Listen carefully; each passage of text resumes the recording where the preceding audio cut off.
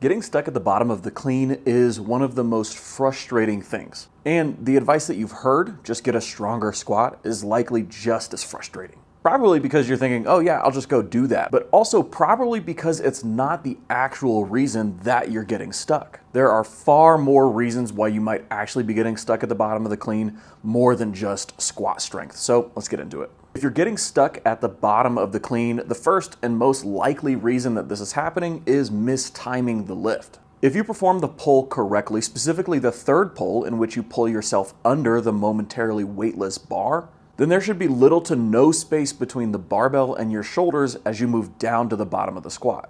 However, if you mistime the lift or you lose engagement as you're trying to pull under, then there will be a ton of space and the bar will land on you at the bottom of the squat. This makes it significantly harder to get out of the clean because you're going to have to dead stop, pause that front squat to get out of it. Instead, try to stay connected in that pull under and meet the bar on the way down to the bottom of the squat so you can ride the bounce of the squat, making the lift feel significantly easier. To meet the bar properly, think about these three things. First is to change how you think about the lift. Rather than thinking about catching the bar at the bottom, think about catching the bar on the way down to the bottom, where your shoulders are meeting the bar with your hips somewhere around parallel or slightly above. Second is to brace your core as tight as possible as you meet the bar, so that you don't collapse your core when you're trying to hit that bounce. And third is to actively use your arms to pull under the bar. This is somewhat challenging to do correctly. It's a little bit more of an advanced skill for a lot of people, but it helps to understand one of the biggest principles in weightlifting. Legs launch the bar up, arms move the body down quickly.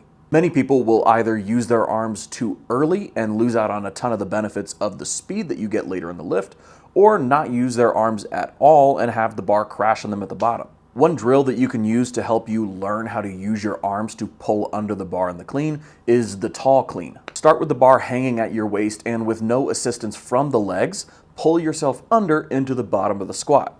Again, this is a pretty challenging exercise, so you'll probably need to stick with an empty barbell or very light weights to get this exercise done correctly.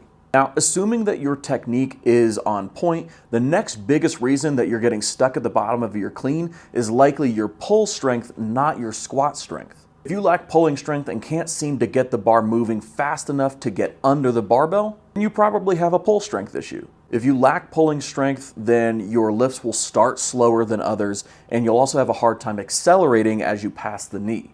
If this sounds like you, then you're likely very good at getting under the bar quickly, so you don't need to waste any time doing speed drills like the tall clean. Instead, you'll need to get stronger and faster off the floor, and there's no better exercise for this than the clean pull. I recommend adding them into your programming after your clean and jerk workout for the day for anywhere from 2 to 5 sets of 2 to 5 reps with 10 to 20 pounds more than you can clean. You can also add a specific variation to the clean pull, like pausing at the knee or below the knee, to really work on the acceleration portion of the pull. Give these a try in your program, and I guarantee that you'll start to see some improvement on your cleans, especially your heavy ones, within a few weeks. Now, if you're getting stuck at the bottom of your cleans and you have great timing and technique and you have fantastic pull strength, then the issue is probably your squat strength. If your front squat is really close to your back squat, then you need to focus on back squats and not waste any time on front squats. This is because the back squat is the ceiling or the cap on your squatting strength. That means that if you increase your back squat, your front squat will also likely go up. But the same is not true in reverse. If you increase your front squat, your back squat won't go up, and it's not going to increase your maximal strength, just your specific strength for the clean.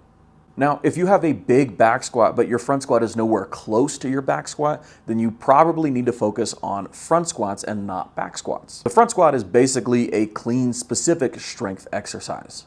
So if you don't have enough experience with the movement, then you can struggle with things like timing the bounce, bracing your core, or just overall feeling strong in the lift. If you have a good split between your front squat and back squat, but your clean is nowhere close to your front squat, then this is probably not a strength issue for the squat, but rather just that you need to practice more with the clean. And this will help improve your technique and things like using your arms correctly, timing the bounce, and just generally all things that involve consistency in the lift.